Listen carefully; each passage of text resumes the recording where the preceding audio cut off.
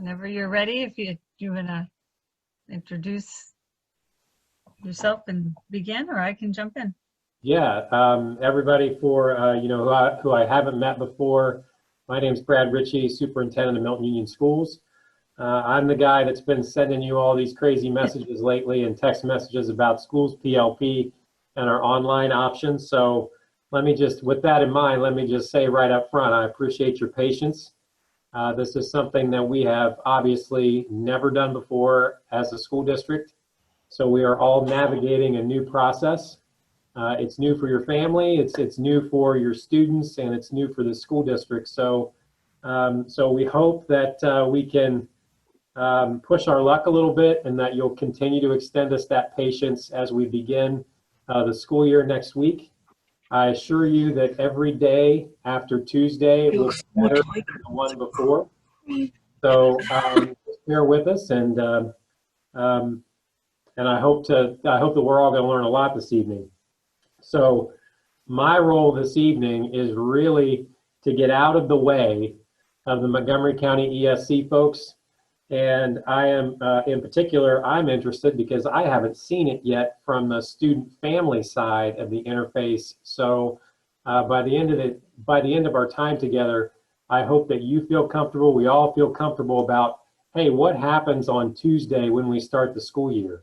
You know, where do I go? How do I log in? How do I access a lesson?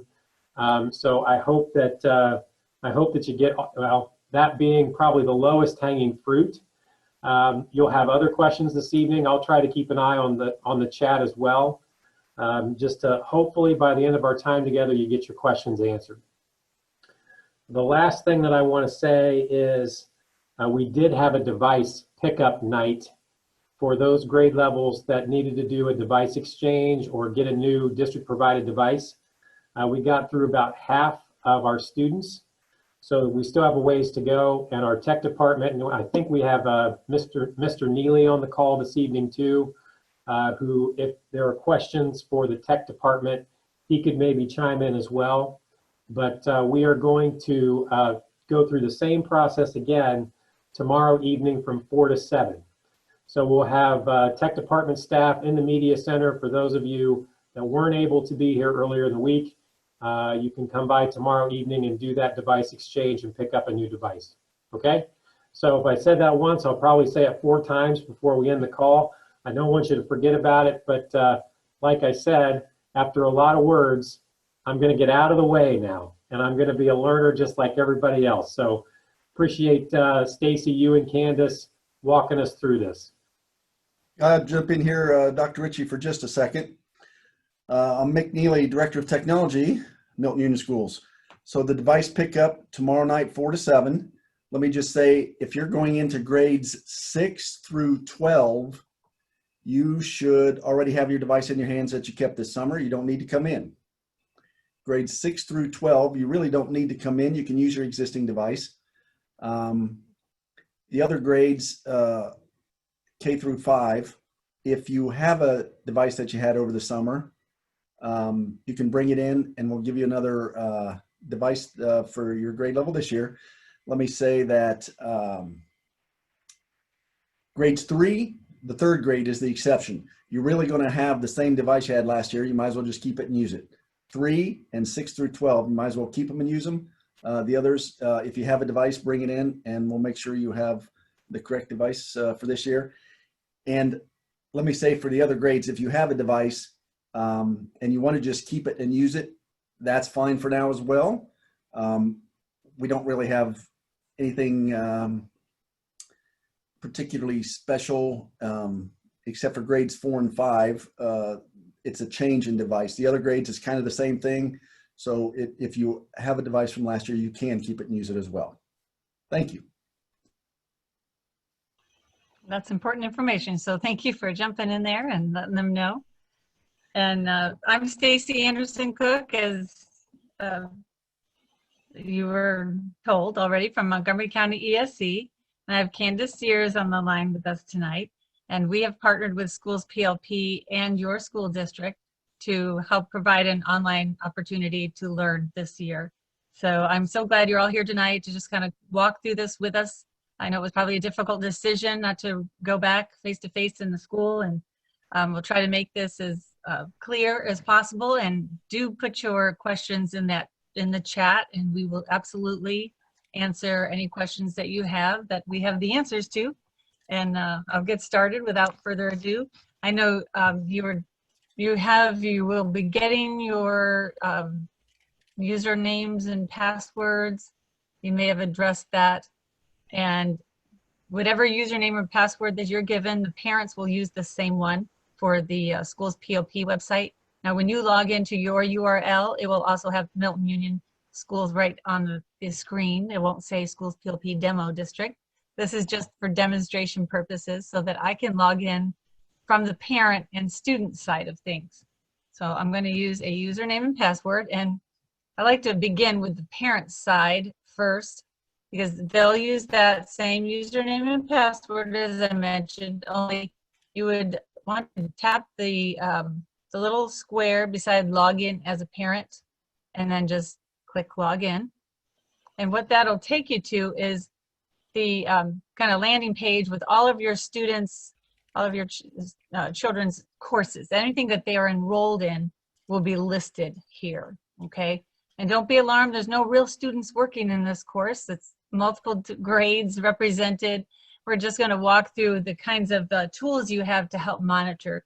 Because I think since this is such a new adventure, you're really establishing those routines and taking the time to work with your child, because even when they're in school, learning a new device or learning a new program takes a little time, and then monitoring their progress and making sure, you know, the lessons are meeting the need of your child so that you can communicate that with your teacher. They'll be monitoring. I know the district admin will be monitoring as well, but it's certainly helpful when the parents are involved in monitoring this as well. So I'll show you how that works in the School PLP site.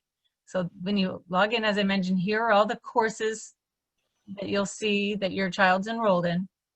You'll see these little bar graphs right here, little bars that represent where in the course they are, or if certain content is not visible, it'll narrow it down to how much of the content is visible and where your child is in completion of that content. So let's say, for example, the teacher decides to only, like for a kindergartner possibly, give enough lessons to work on for 1 week. That bar would represent the entire week. And the bottom gray, the dark gray bar, is where you are in the week, where the expected progress would be by that time. And the bar above it, the colored bar, represents where your child is in completing and progressing through that content. So this one is red, so that's kind of a red flag, right? It's not, they're not keeping up with that gray bar enough. If we drop down here, there's some they can barely see the orange. The course has started, but the student maybe logged in but didn't do much. So they're falling a little behind. And then this one on the bottom represents possibly that Friday, right? When everything is complete and completed on time as expected. Okay, so the expected progress and the completion is exact. And that's what you really need to be looking for fairly early on, because we'll get to your calendars all set up so that it kind of represents the days off. Now you'll follow the same calendar as your typical school, just like the kids that are going back. You'll have the same vacation days and holidays and things like that. So they'll try to pace this coursework out over the number of days that you have actually to work on the course, excluding the vacation days. Now, granted, at home, you have some flexibility on the day and time that you do work on the items. And I know I highly recommend, yes? Oh, I thought someone stopped me. I highly recommend that you make time that you can be with your child, especially early on, the first couple of weeks, to monitor and guide them. And the real little ones might need support throughout the year. I mean, it depends. So anyway, this is some data right here. I want to go over this tab. There's a report card tab here. It's thinking. Okay. It's a long day for this computer too. So here again would be the list of all the courses that your child's enrolled in. They would have some assigned dates and due dates of the course. This is not an important one for you, but the progress is important, right? On track, behind, far behind. Those are kind of signs that maybe we need to be a little more involved in what they're choosing to do while they're doing their courses. The grade that they have so far. Instructional days, hours logged. These are important too. The number of lessons they finished and how many are still left unfinished, and then the credits that they've earned so far. And if you hover over up here, it'll kind of give you those overall percentages per course. Okay, so let's jump over one more tab to daily activity. And this will show the dates that the student has worked in the course, the minutes that they worked. These are really crazy numbers. I don't know what happened on this one, but the lessons that they finished. And I like this piece of data, and it's the number of assessments that they took that they mastered the first time. And mastery is set by your district. So if it's a 70% is a C, and maybe that's mastery, and they earned at least that or higher the first time, that's good. That means that whatever amount of content and of instruction that they're getting, they're able to, they do well in the assessments, and they're able to demonstrate that they've learned that. And then over here, the login sessions, that's just when the student has logged in. It doesn't really measure activity while they're logged in. Excuse me, that would be over here on the minutes worked. So to me, the minutes worked is a more valuable testament to what the child has been doing and the number of lessons that they've completed. Okay, and again, the mastery. So there's one more tab here that's really important for parents. When the students are enrolled and they're assigned to teachers, your teachers can message right in the platform. And when they send out a message to you, to your child, your screen will be locked like this. You won't be able to see all those progress bars and activities. So that prompts you, they want it to prompt you to log out. And that's this blue tab here. And I know it'll take a little practice, but try to always use that, because when you try to log back in, it'll try to log in another screen. It's kind of funky, but log out using the tab, and I'll do that. Log out and then log in with your child, because the message is actually to your child. So we're going to log in again using that same username and password.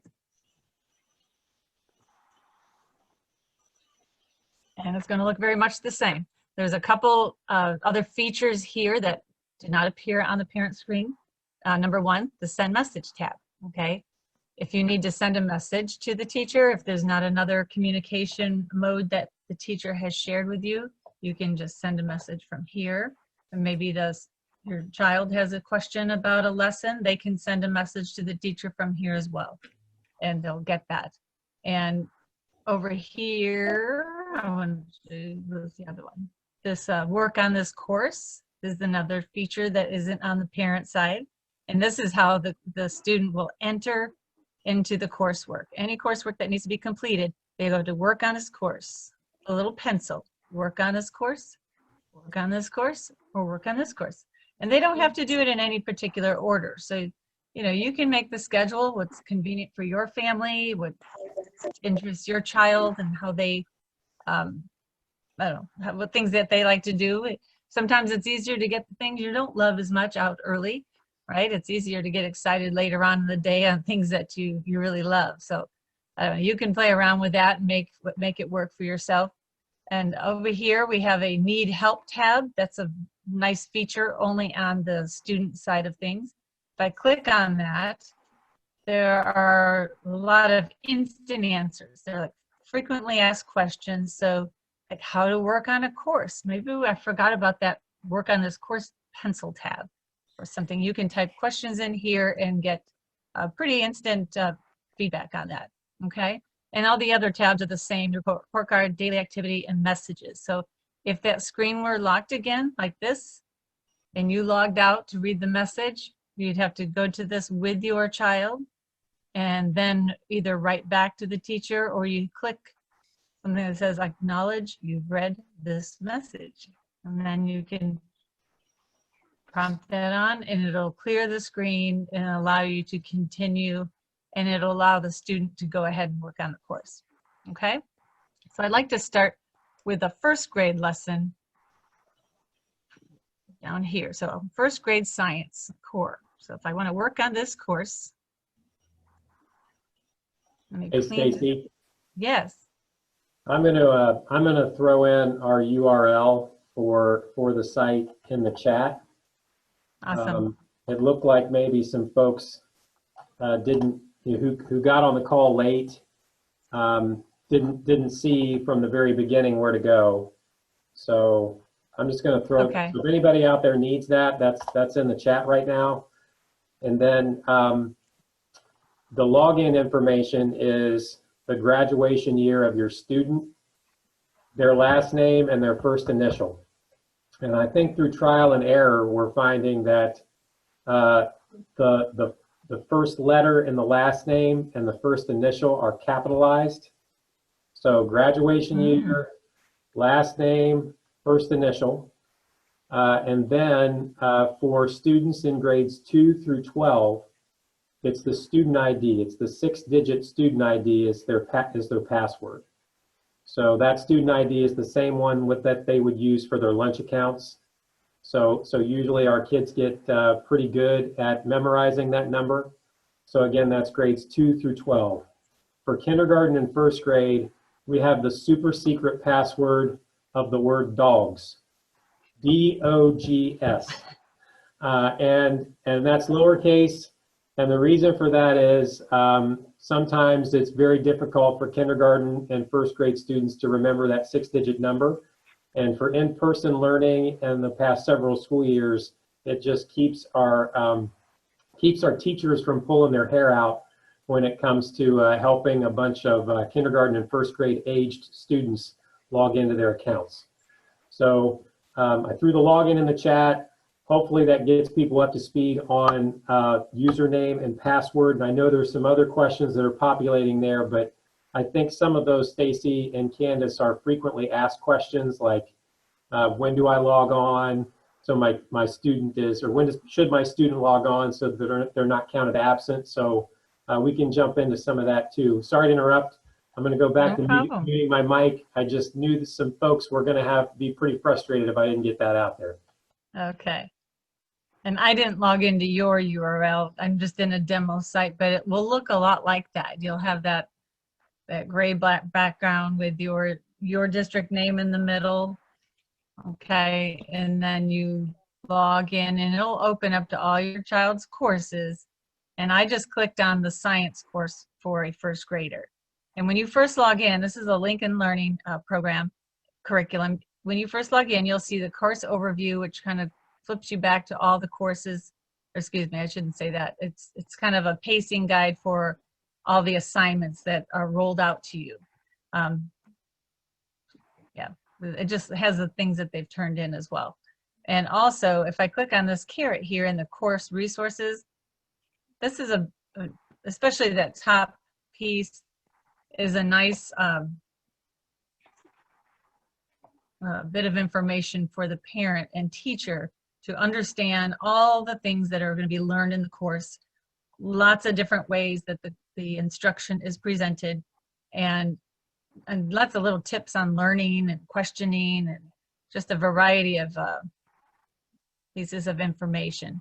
So this is a downloadable document. It's about 170 pages long. So as you can see, as I'm scrolling through, it'll give you an understanding of the overall of the course, how it kind of describes how these little lessons are meant to kind of activate prior knowledge, engage the student in the online and offline activities for learning, and how they can demonstrate their understanding and what that looks like as you're working with them at home. It'll also break down the entire year for you, the different units, ecology and water and living things and so forth. And it really dives deep into the course and how people learn, as I mentioned. And so, and I also want to scroll down, here's the questioning. In this area, when it talks about these little read it, practice it, watch it, play it, show it, all of these are described in here. And that is how the course, I'm going to close this up a little again, how all of these units are built out. Each of the units, there are watch it's, which provide instruction, okay? Teach it's, there are animations and videos and things that teach, instructional pieces. Read it's another instructional piece. And these build on the other. They actually reinforce the other, I should say. I'm not sure they go deeper, but they definitely represent the same kind of content, only in a different way. And then there are show it's, where little activities that you can participate in offline. Sometimes they'll offer a PDF or something to do it that way on your Chromebook. You could download it and such, and maybe even screenshot it so you can write on it. You can recreate it in a Google Doc.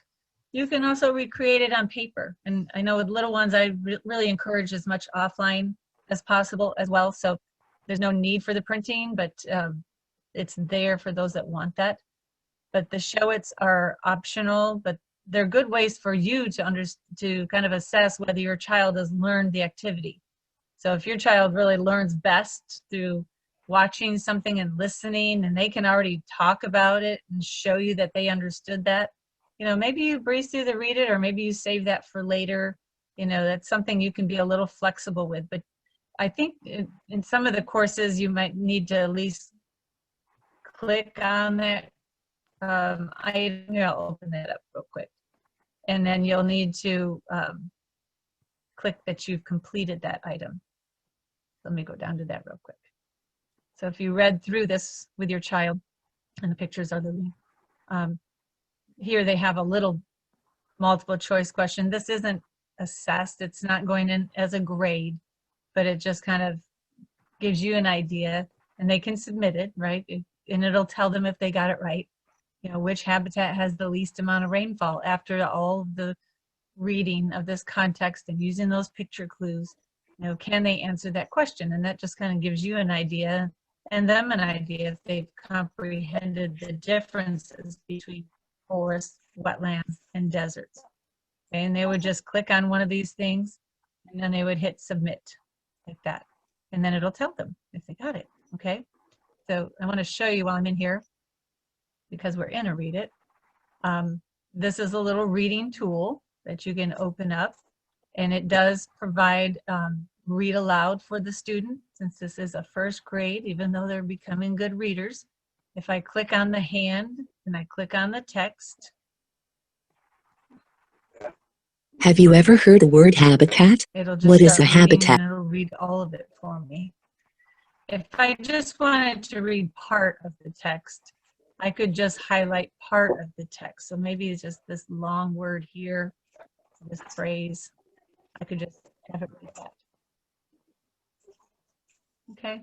And then there's some other Terrestrial tools. habitats. The globe is a translator, and they all work the same way. I highlight what I want translated, and translating this could translate into about 60 different languages. I have Spanish chosen. So if I highlight this sentence and hit the globe, it'll show it to me in Spanish. And then if I click the arrow again, it'll read it. Los hábitats terrestres son los lugares de la Tierra que And I los can slow organismos that vivos down llaman if hogar. I need to in the gear setting. And that is also where I would either adjust the rate of the read aloud or adjust the translation. Okay. And there's post-its and highlighters, and oh, this is the dictionary. That's a cool one too. I don't have any words selected, but I would highlight something, tap the dictionary, and then it would define the word for me. So lots of little tools to help the child understand what is being read. But what else helps this lesson be effective is that there is a watch it and teach it that supports that. And those would have come first. So I'm going to go back up so you can see the teach it piece. And really, depending on how your child learns and how they enjoy learning, I would personally spend more time in the areas that they really like and enjoy. I'll show you the video.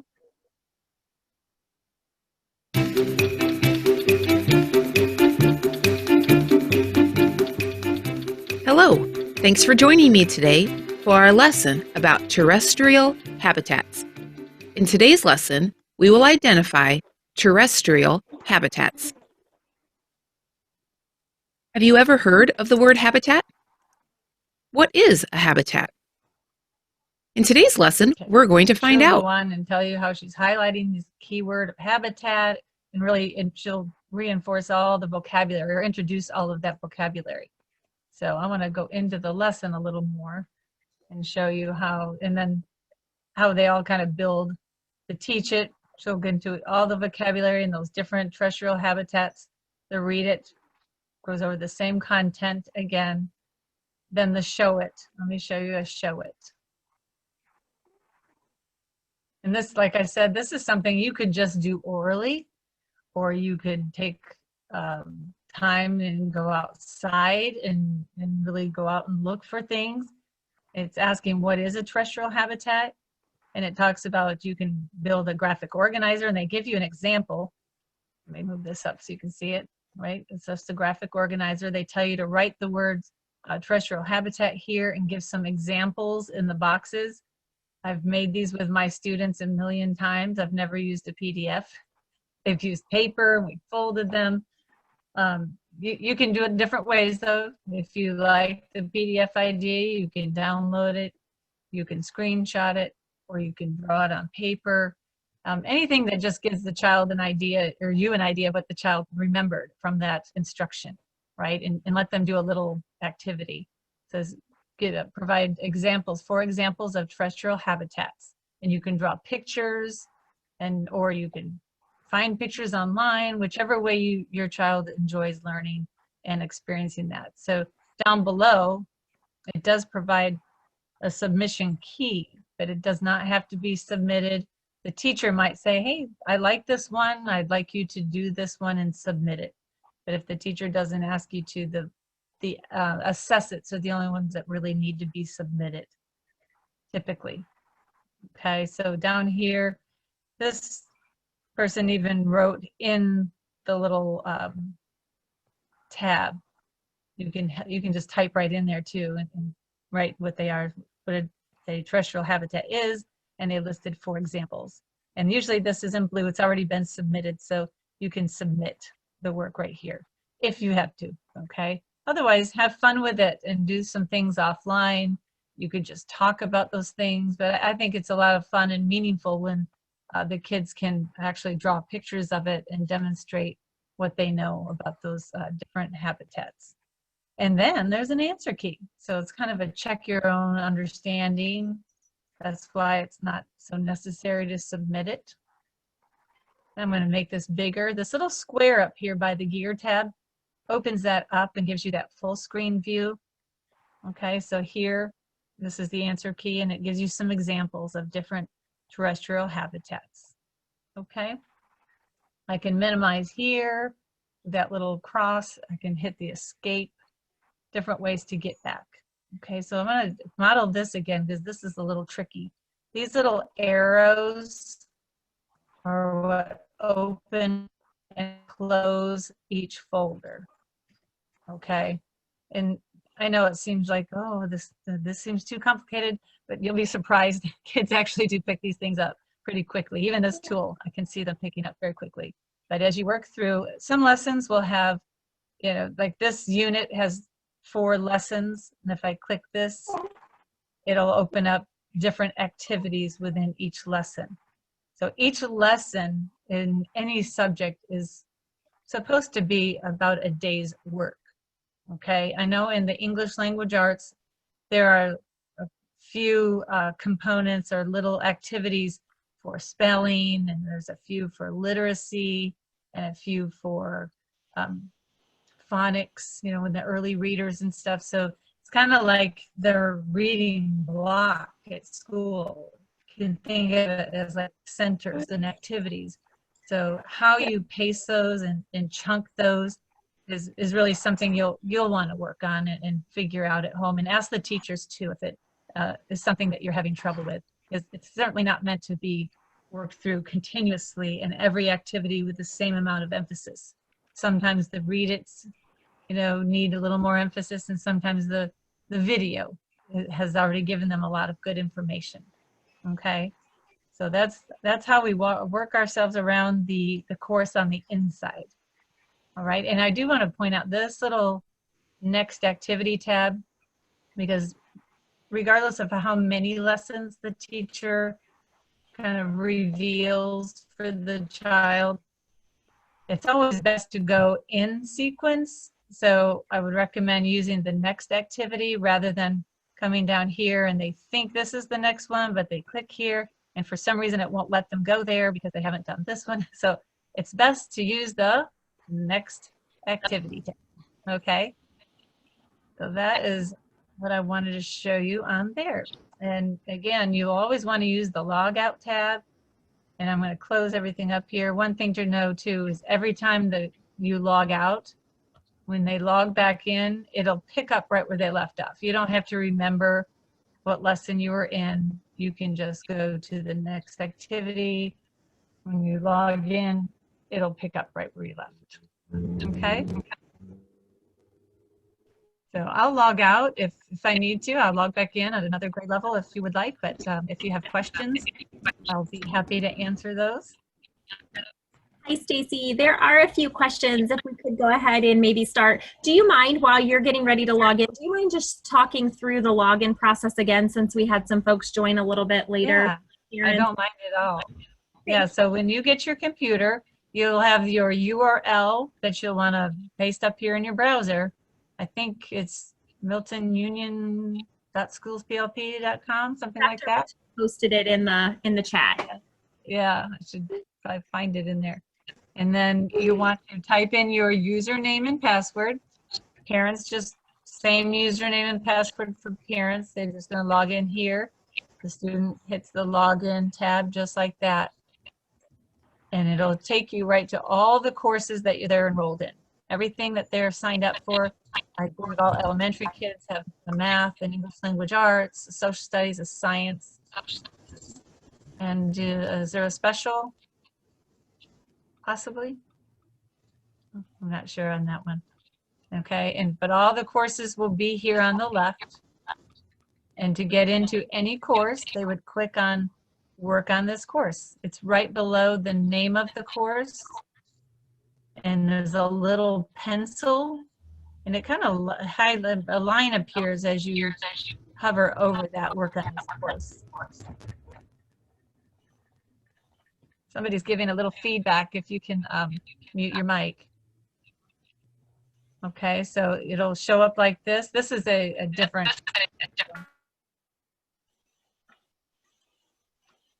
But as you work through this lesson, it'll give you lesson 1, lesson 2, lesson 3, like that. And there's an activity, and then another activity and a quiz. I think this amounts to about four days work at most. Okay. But they work on that. Click on these little arrows to open up the lessons. And then you can just dig in, or you can come up here and just say next activity. And it'll remember where you were. Okay. Or go to the next activity and it'll work its way down. But it will open up to the one you were on. So you want to complete that one first. Okay. And this looks like a submission. So we have a couple more questions. One question is, currently it seems as though parents are logged in, students are logged in, and they're not able to see anything, any tabs. It's just the messages. Is that potentially due to the start date being next week? Probably so. Okay. The courses are all in. I can check on that, but yeah, that's probably it. I did hear that earlier with another district. So families, for those of you that might have that showing, you're not able to see anything but the messages tab, that may be because the actual school hasn't started yet for your child. And Mrs. Anderson will just double check that. Yeah. It looks like teachers sent a welcome message today to every child. So your child will need to acknowledge they've received the welcome message. And that might also be the issue, is that they have to, and maybe Mrs. Anderson, do you mind showing them what they need to do in order to get past it? I don't mind at all. I need to go back out to the front. Yeah, so if it looks like this, yeah, that could very well be what it is, because I haven't set the date yet, so it should allow them, but I thought maybe somehow it did get set. It'll lock in like this, but the students, at the students login, they want to click on the message and respond to that message. So you either write back, or you have to click acknowledge you've read this message, or you can send them a message back and click on it and write back to them. Okay, this one says hello down here. All right, and then it Perfect. should let you in if it's not the date thing, but I can check on that.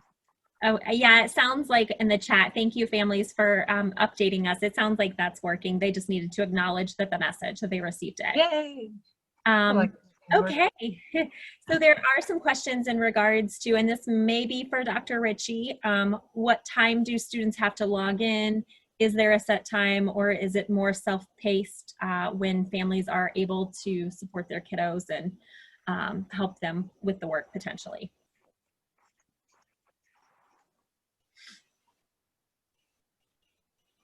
All right, so this is probably going to be an answer by committee, okay? So I got, there's a few staff members that are on the call, so it is going to be more self-paced, but ultimately we are going to be looking for your students remaining on track. So your students are going to be considered in attendance in so much as they remain on track. So there's not a specific time of day. They don't have to be logged in at 8:55 every morning, because we realize that there are some circumstances where particularly younger children are going to need an adult caregiver nearby to keep them working. But keep in mind, whenever that time period is during the day, ultimately from day to day, between days, for an entire week, we're going to be looking for kids to remain on track. So that basically they're keeping up, they're engaged, and they're doing okay. They're progressing through the curriculum at an appropriate pace. Super, thank you. So a couple more questions. Are assignments given by week or day? My initial reaction to that would be it would be based upon how the teacher releases those lessons. We don't like all of them to show at once because that may be overwhelming for students, but I think that would be based on the teacher preference. Maybe the I student. agree. I agree. So, one thing to keep in mind, families, is, the average time for a lesson is about 45 to 50 minutes. So I'm going to stress the word average. So there'll be children that move pretty quickly through the curriculum, and there'll be there'll be students that need a little bit of extra time. So I don't think that's anything to be, too concerned about one way or the other. But we've asked you folks to commit for an entire semester. So you have to remember that the classes that we have your kids enrolled in right now are supposed to be the entire school experience for basically an entire semester. So if we release too much at one time, it's going to seem pretty overwhelming. And we also, some of you will probably have kids that want to return in January. So we'd be at a disadvantage if, and your kids would be at a disadvantage if they breeze through a class by the time we get to November. What are they going to do for the next couple of months? And so we kind of have to keep that in mind as we divvy out lessons, and kids and families and teachers pace themselves through the semester. Super, thank you. There were some specific questions, maybe Dr. Ritchie, around if a child has a 504 plan, who might parents reach out to get some details and support regarding that plan? Well, the 504, so the building that your students are in, the 504 in the elementary, if there are 504 students enrolled in Schools PLP, you're going to want to reach out to Mrs. Berner or Mrs. Henderson. So that's Erica Berner or Lee Henderson. And then in the middle school, you'll want to reach out to Chrissy Honeycutt In the high school, we have 2 new counselors. That's Ben Moore and Abby Kurtz. So 504 students, families will want to reach out to the school counselor. They manage the caseloads of 504 students. So for those of you that have students with IEPs, your children are going to continue to exist on one of our intervention specialist caseloads. So in addition to the teacher, the Milton-Union teacher that's going to be working with you and your student in facilitating the curriculum, the online curriculum, there will be an intervention specialist that's going to be still assigned to that student. So you may not work with them every day, but you should be working with them, and that individual is going to continue to monitor progress. So I hope that answers the question on 504 and IEPs. Perfect. Thank you.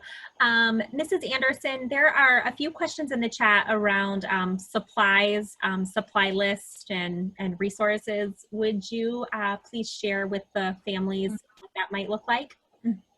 Well, we've been recommending that you mainly purchase your typical school supplies. The paper, markers, crayons, scissors, things that they would normally need to purchase if they were going back to school.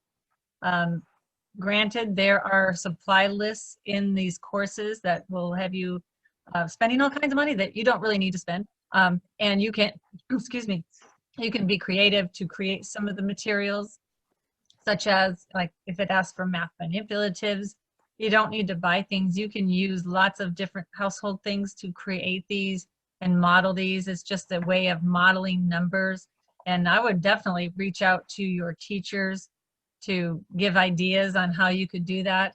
I know when I was a teacher, I felt like the kids actually got more out of making those models.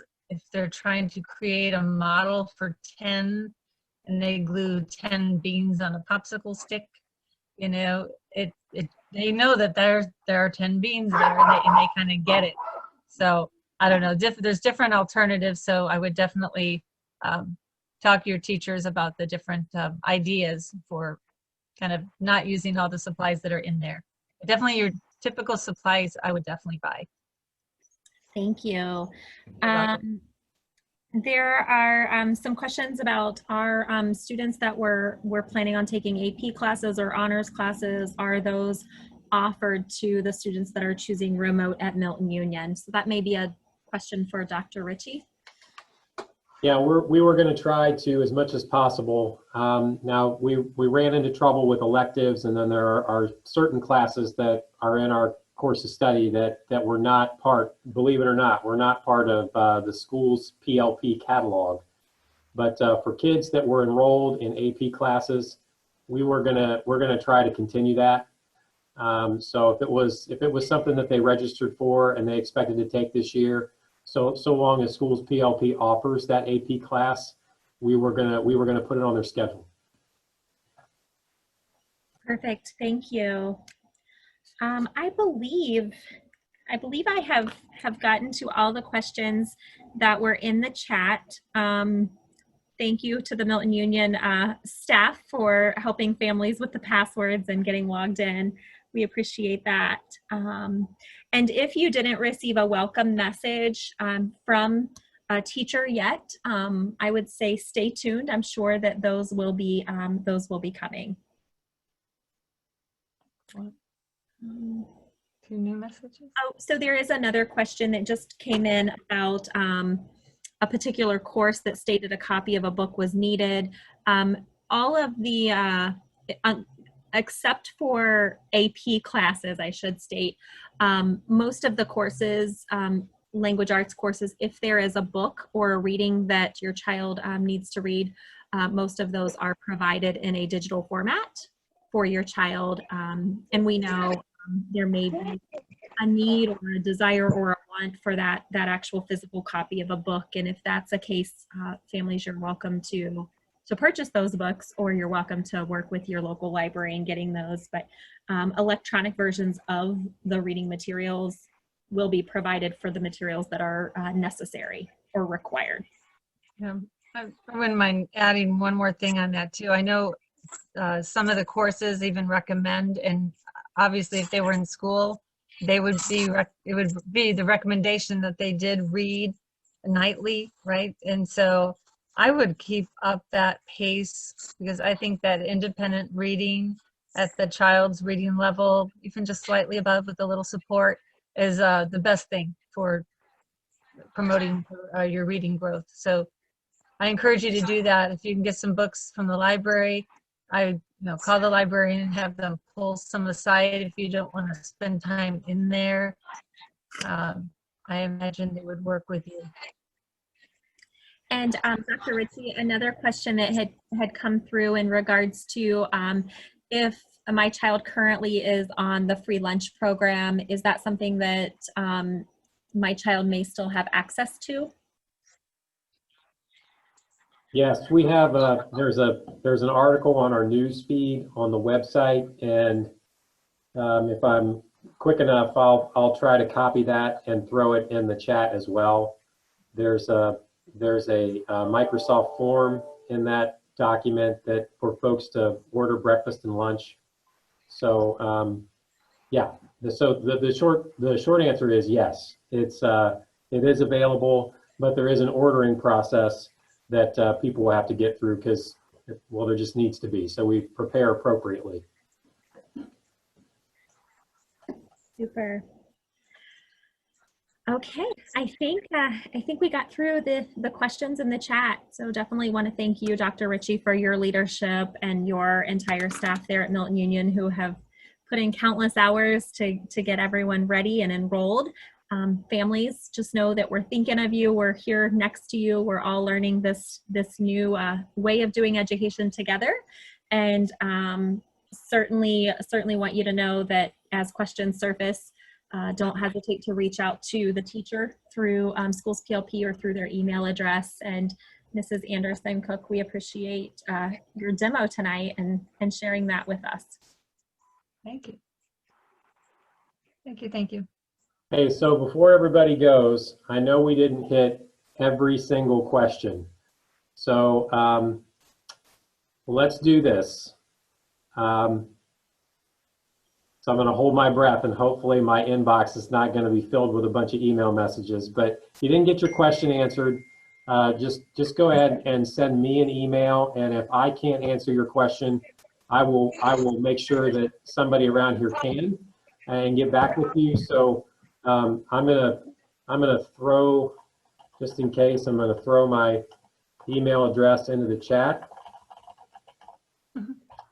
So I think I found one of the questions, Dr. Ritchie, that we could probably answer real quickly. Can a student be logged into 2 devices at the same time while completing assignments?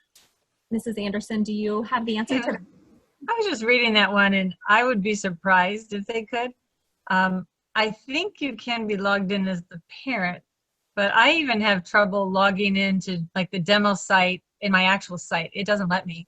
So I can't even have them both open on the browser. If I try to log in and I have to officially log out with that blue tab to log back in the site that I want. So if I don't, it'll kick me back to the last one I was in. So I have a hard time thinking that that's going to be working, but they can test it. I don't know. I don't know how you do that unless you're really talented. You can work on 2 computers at the same time. So. And then TJ, I know you had a question about is there a set required time for your child to log in? And the answer to that is no. It's really about, is your child on track, as Dr. Ritchie had shared. So there's not a set time. There's some flexibility there, but there is an expectation that your child would be logged in and keeping on track daily with assignments.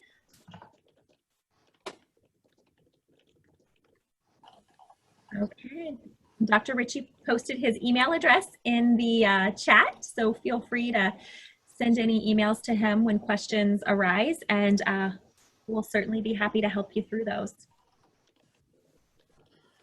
And when I get access to, it might be easier when later on to go back and look at some of this again. So when I get the recording, we'll make that available to families so that you can go back and look at individual pieces and maybe practice logging in and see, just when it's a lot less pressure. So yeah, I definitely recommend clicking around, go full screen, do the next activity, just kind of push around and click around so that you get familiar with opening and closing the folders and such before the start date. So I'm so glad to know that was just a message, hold up, not a date thing. So yeah, enjoy.